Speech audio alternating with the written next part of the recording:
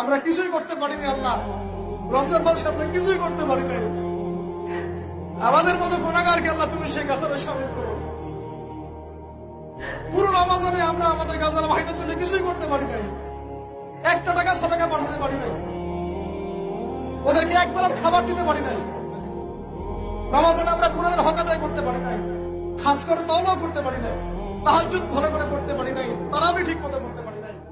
শয়তান ভাই, আমি বারবার বলছি, শয়তান আপনাকে আমাকে সবাইকে দিনে কমপক্ষে 100 বার করে এসে বলবে সব ছেড়ে দাও, সব ভুলে যাও, পরের রমাদান আসবে তখন দেখা যাবে। খবরদার ওর ফাঁদে পা দিয়েন না।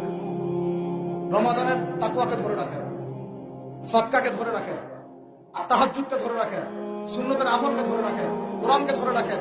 রমাদানে এই যে ত্যাগের মহিমা, এটাকে ধরে রাখেন। এরপর আজকে খুশি হব অবশ্যই, আশা করবো আল্লাহ পাক যেন ওই